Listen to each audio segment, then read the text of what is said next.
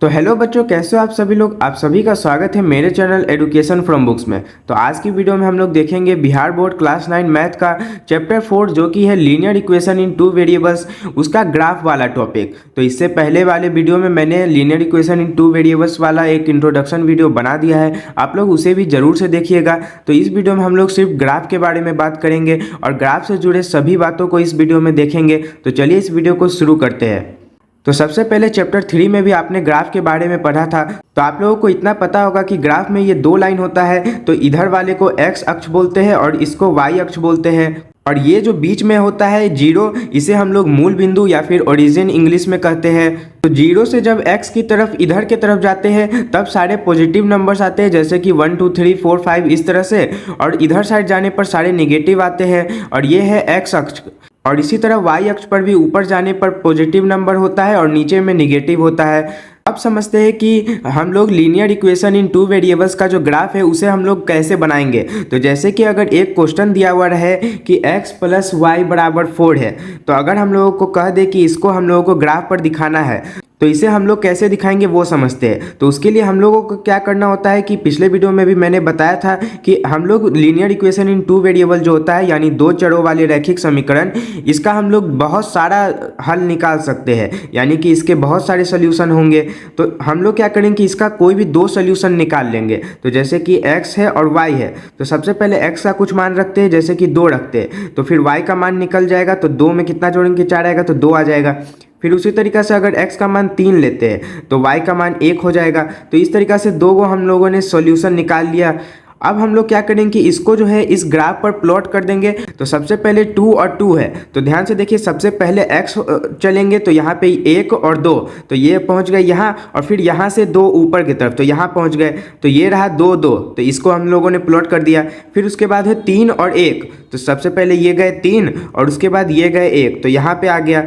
तो इस तरह दोनों पॉइंट को प्लॉट करने के बाद हम लोग क्या करेंगे कि इन दोनों को इस तरह से रख कर स्केल, और उसके बाद इन दोनों को मिला लेंगे। तो इस तरह से जो ये रेखा मिला हम लोगों को, सरल रेखा, यही हम लोगों का क्या हो जाएगा, इस समीकरण का आलेख हो जाएगा। तो इस यानी कि अगर हम लोगों को x + y = 4 का आलेख बनाना है, तो इस तरह से सबसे पहले दो को हल निकालेंगे और उसके बाद उन दोनों हल को यहाँ पर प्लॉट कर देंगे। तो उससे हम लोगों को जो ये रेखा प्राप्त होगा, यही इस समीकरण का आरेख हो जाएगा।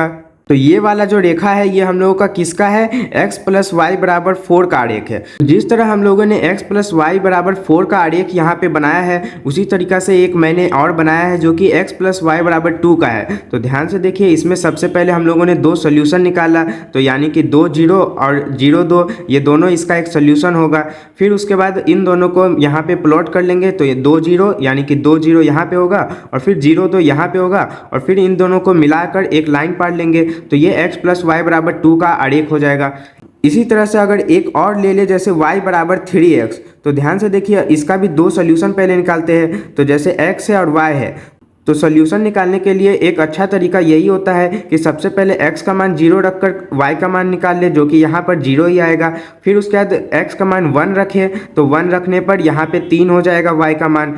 तो इस तरह से हम लोगों ने दो सोल्यूशन निकाला, यानी कि सबसे पहले x का मान 0, फिर उसके बाद y का मान निकाल लेंगे, फिर y का मान 0, फिर x का मान निकालेंगे, फिर उसके बाद x का मान 1, फिर y का मान निकालेंगे, और फिर y का मान 1 रखकर x का मान निकालेंगे। इस तरह से लाइन बाय लाइन ही निकालना चाहिए। ऐसे आप चाहे तो जो मन सोच चाहे सोल्यूशन भी निकाल सकते हैं। अब जैसे ही दो सोल्यूशन मिल गया तो उसे हम लोग यहाँ पे प्लॉट कर लेंगे। तो 0 0, तो यही हो गया मूल बिंदु, और उसके बाद 1 3 है, तो ये गए 1, और उसके बाद यहाँ से 3, तो यहाँ पे आ गया, तो ये हो गया 1 3 का। अब इन दोनों को स्केल से हम लोग मिला लेंगे, तो यहाँ पर स्केल को रखेंगे और यहाँ पर इस तरह से मिला लेंगे। तो ये हम लोगों का बन गया y = 3x का आरेख।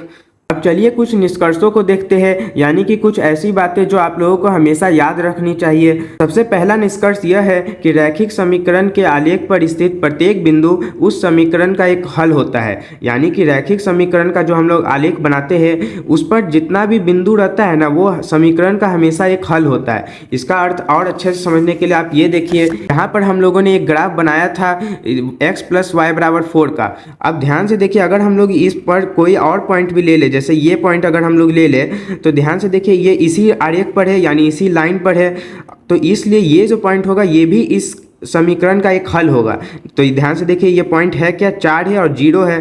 तो अगर x बराबर 4 और y बराबर 0 ले ले तो ये भी, इससे भी ये इक्वेशन बराबर हो जाएगा, क्योंकि x का मान 4 रखेंगे प्लस y का मान 0 है तो 0 रख देंगे तो ये भी 4 हो जाएगा। यानी कि इससे भी इधर वाला उधर के बराबर हो जाएगा, यानी LHS बराबर RHS हो जाएगा।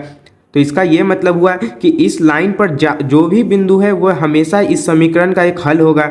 दूसरा निष्कर्ष है कि रैखिक समीकरण का प्रत्येक हल समीकरण के आलेख पर स्थित होता है। तो ये भी ठीक इसी का उल्टा है, यानी कि अगर हम लोग इस समीकरण का कोई भी हल निकाल ले तो वह हमेशा इसी लाइन पर होगा। जैसे कि अगर हम लोग इसी का एक और हल निकालना चाहे कि x और y है, तो x का मान अगर मान लेते हैं कि 5 लेते हैं तो y का मान क्या हो जाएगा, तो 5 + y बराबर 4। तो इस तरह से y का मान हो जाएगा -1, तो ये हो गया -1।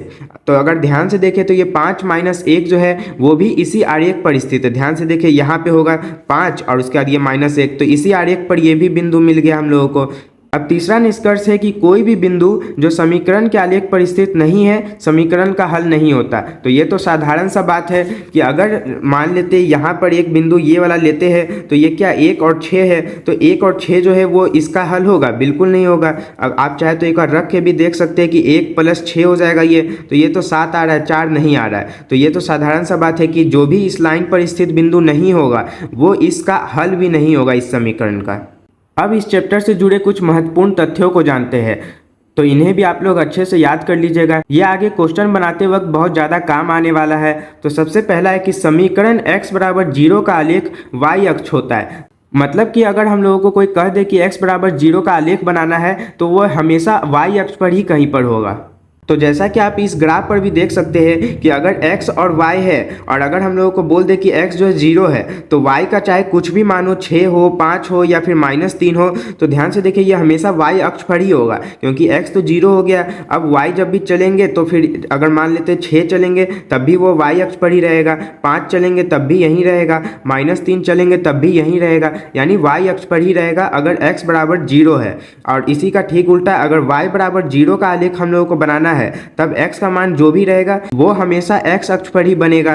तो दूसरा भी इसी तरह का हो गया कि y बराबर 0 का आलेख x अक्ष होता है। फिर है x बराबर a का आलेख y अक्ष के समानांतर एक सरल रेखा होगा जो y अक्ष से a एकक की दूरी पर होगा। तो अगर हम लोगों को कोई x बराबर और कोई नंबर दे दे और उसका आलेख बनाने बोले तो आप लोग ध्यान से देखिए कि x बराबर कुछ है, मतलब कि जैसे मान ले 1 है, तो ध्यान से देखिए y का मान नहीं दिया, यानी कि y जो है वो 0 होगा। और अभी हम लोगों ने पढ़ा कि y बराबर 0 का आलेख जो होता है वो किस अक्ष पर होता है, x अक्ष पर होता है। लेकिन x अक्ष पर वो कहाँ पर होगा, y अक्ष से a एकक की दूरी पर होगा, यानी y अक्ष जो था उससे उतना दूरी पर होगा जितना x का मान दिया हुआ है। तो इसे हम लोग ग्राफ पर एक बार अच्छे से समझते हैं। तो जैसे मान लेते हैं कि हम लोगों को दिया हुआ है कि x बराबर -5 का आलेख बनाना है, तो ध्यान से देखिए x बराबर -5 है, यानी कि y बराबर क्या होगा, 0 होगा।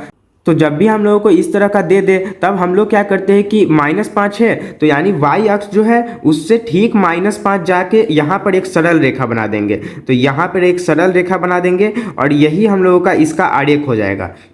यानी कि हम लोगों को x बराबर -5 दिया था तो यानी कि y 0 है, इसलिए हम लोगों ने y के ठीक समानांतर में एक इस तरह से एक सरल रेखा खींच दिया और इसी को हम लोग कह देंगे कि x बराबर -5 का ये आरेख है। और इसी का ठीक उल्टा जैसे कि अगर y बराबर हम लोगों को मान लेते हैं कि दिया हुआ है 6 और इसका हम लोगों को बोल दे आरेख बनाना है, तो ध्यान से देखिए यहाँ पे x का मान 0 हो जाएगा और x बराबर 0 है, यानी कि ये y अक्ष पर ही कहीं पर होगा। तो y अक्ष पर ये कहाँ पर होगा, तो 6 पर। तो 6 यहाँ से जाएंगे, यहाँ ये रहा 6 और इसके ठीक समानांतर में एक सरल रेखा इस तरह से खींच देंगे, तो यही हम लोगों का y बराबर 6 का आरेख बन जाएगा। तो ये बात आप लोग और आगे एक्सरसाइज जो करेंगे उसमें और अच्छे से आप लोगों को समझ में आ जाएगा। अब अगला है कि y बराबर mx या x बराबर my के प्रकार का समीकरण मूल बिंदु से होकर जाने वाला एक सरल रेखा होता है। अब ध्यान से देखिए ऐसा क्यों कहा गया है कि मूल बिंदु से होकर जाएगा, इस तरह का अगर पूछ भी रहा तो ध्यान से देखिए मान लेते m कोई भी एक नंबर है, जैसे मान लिए 2 है तो y बराबर 2x हो जाएगा, ये ठीक है। अब ध्यान से देखिए, अगर हम लोग x का मान 0 रखें तो y का मान भी 0 हो जाएगा, क्योंकि 0 गुने 2 0 होता है। तो इसलिए ये 0 0 इसका एक सोल्यूशन है, यानी कि वो जो आरेख उसका बनेगा वो 0 0 से होते हुए जाएगा, यानी मूल बिंदु से, इसलिए ऐसा कहा गया है। अब इसी तरह से x बराबर my है, तो मान लेते हैं m का मान -3 भी अगर रहे तब भी -3y हो गया। तो अगर x का मान 0 लेते हैं तो y का मान भी 0 हो जाएगा, क्योंकि यहाँ पे 0 हो जाएगा और उसके बाद ये -3 आके भागा में हो जाएगा, तो 0 बटा -3 आपको पता हो कि 0 ही होता है। तो इस तरह से इसका एक सोल्यूशन भी 0 0 है, यानी कि ये भी मूल बिंदु से होकर ही गुजरेगा।